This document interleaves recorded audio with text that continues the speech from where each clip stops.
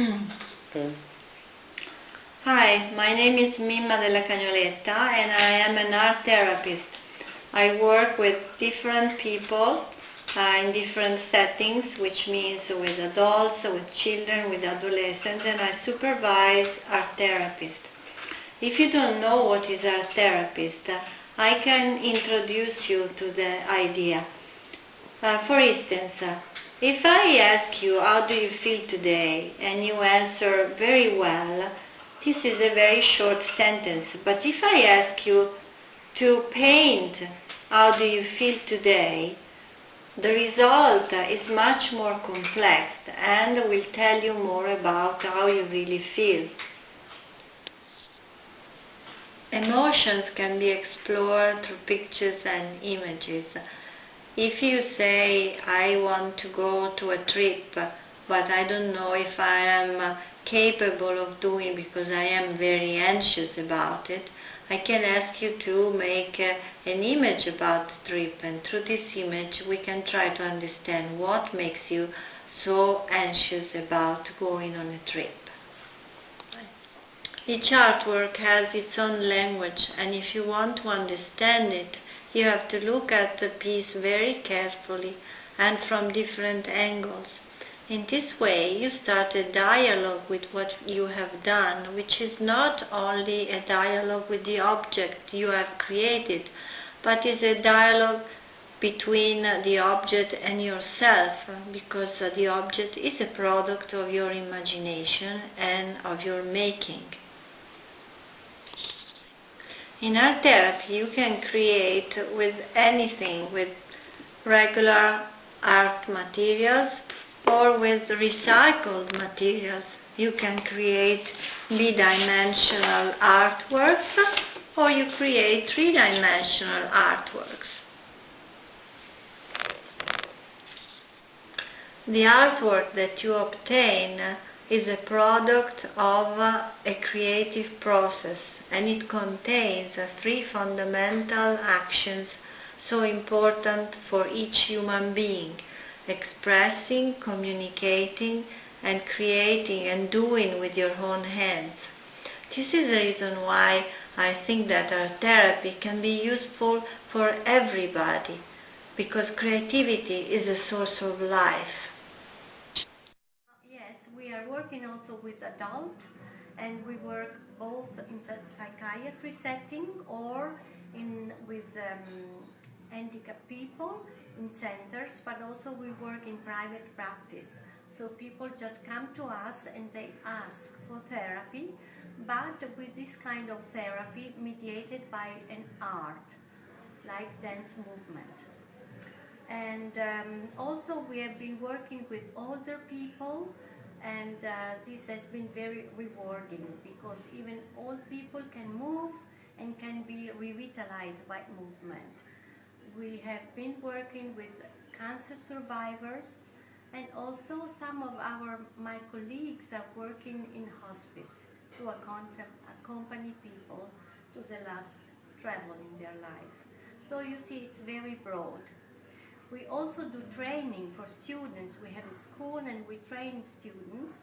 So we have students, artists or dancers, and or psychologists and medical doctors who come to us and ask for training.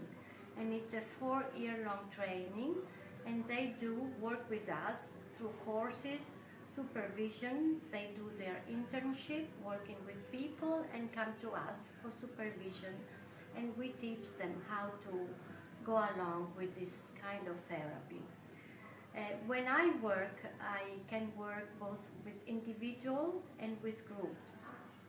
When I work with individual, we work in an empty room. We have a few things in the room so people can talk but also move what they wish to explore with their movements.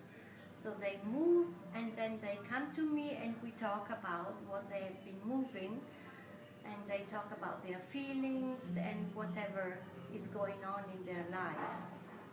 And when I work with group, sometimes I direct the group, I accompany them, I accompany the people through some movement, themes and exercises that then they develop spontaneously. And again, as a group, they move alone, and then when the movement is finished, they come to me and we talk about what has happened in movement.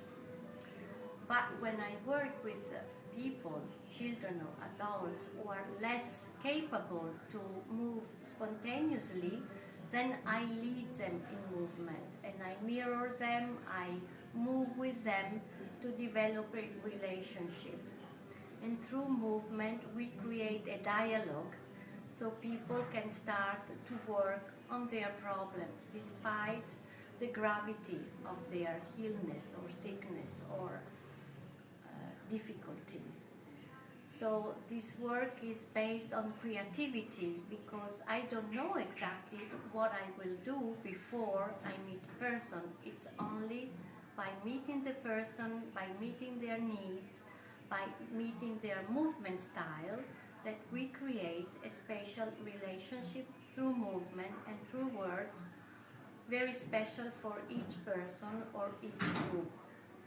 And so there are not really specific exercises, but it's a way of creating a possibility for this person to express themselves in their own special and specific and unique way. So they can follow their path inside, and we can start to a dialogue, and we build a curative healing relationship. So this is the way I work with movement, with dance movement therapy.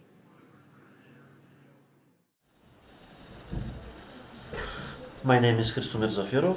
I am representing NGO called Eurotraining from Bulgaria. We are happy to be part of this nice project, and the target group we are working with consists of people with mental disability, some kind of different kind of mental disorders. What type of art therapy we use? We started with the module dance therapy. Now we are executing the module art therapy. People is working with different art materials, from pencils, watercolors, oil pastels, papier-mâché techniques, etc. After this module, we will execute the module handicraft, based on the methodology developed inside our project from all partnerships. Stop.